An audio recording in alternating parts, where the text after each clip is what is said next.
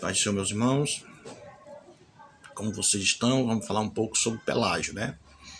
Quem foi Pelágio, esse herege que ainda hoje ele deixou uma heresia marcada com a sua rúbrica, né?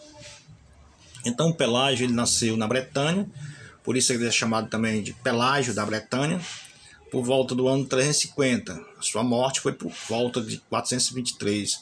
Pelágio ele morreu com 73 anos, né? Ele era filho de pais cristãos e aos 30 anos ele saiu da ilha, né, da Bretanha, e foi para Roma, porque Roma ela era grande, né, estava em expansão, então era o centro intelectual da época. E ele foi estudar jurisprudência em Roma. Lá ele resolveu se batizar, porque naquela época o batismo infantil não era bem aceito ainda, né? E geralmente as pessoas deixavam para se batizar quando já estava bem velhinho, né? Então quando já estava perto de morrer, porque aí quem era batizado não podia se desviar. Se desviasse, não era mais aceito na igreja. Então ele foi para Roma e lá ele dedicou-se, depois do batismo, ele resolveu se batizar e dedicou-se à vida cristã. E ao dedicar-se à vida cristã, aceitou a pregar, né, sobre moralidade. Então ele é também conhecido entre os pregadores como o reformador da moral, né? E lá ele teve um discípulo muito que se destacou, né? Celestio, né?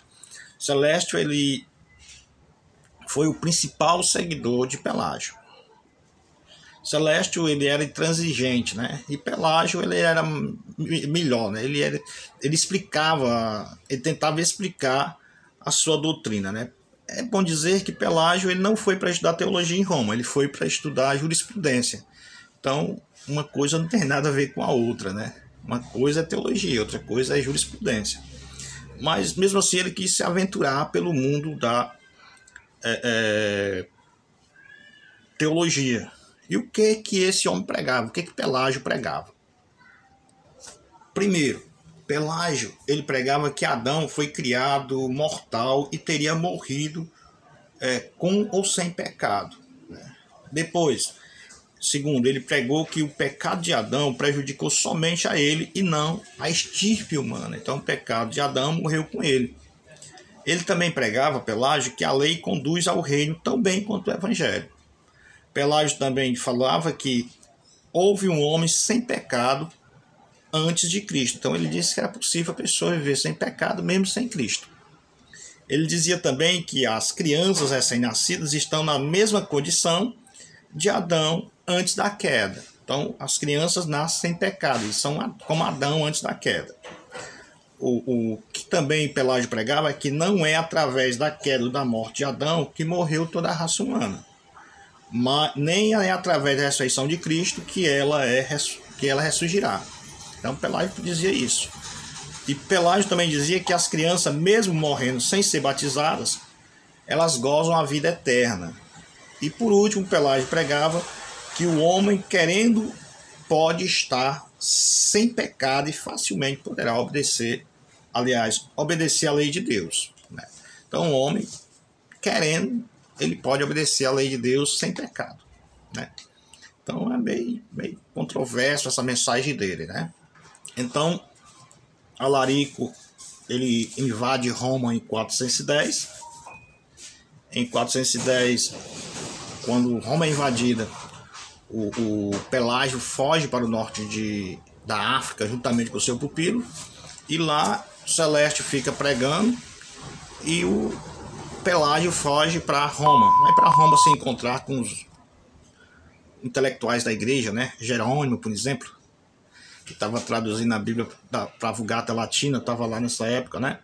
E lá, tanto Jerônimo como Agostinho deram um grande combate a Pelágio, né? Agostinho e Jerônimo não aceitavam os ensinamentos de Pelágio, porque eles chamavam de extravagantes, extrabíblicos, né? E em 411, o Celestio ele se candidatou a sacerdote em Cartago, né? Ele tentou a carreira sacerdotal e a sua candidatura foi indeferida, né? Isso em 411. Por quê? Porque foi acusado de heresia.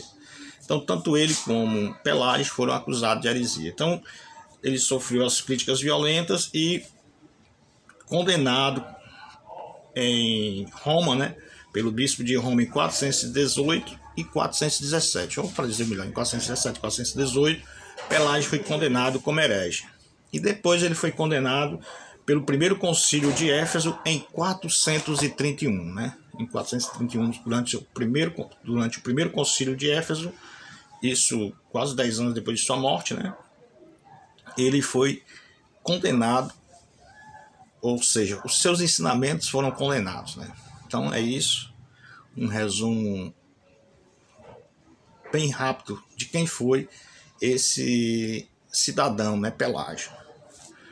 Eu estou falando de um livro que eu estou lendo, né? Esse livro aqui é A Mecânica da Salvação, Arminianismo, a Mecânica da Salvação, e traz todo esse relato que eu falei para vocês aqui. Lógico, eu resumi, mas tem muito mais coisas que falam sobre Pelágio. Então, Deus abençoe a todos vocês e até o nosso próximo encontro.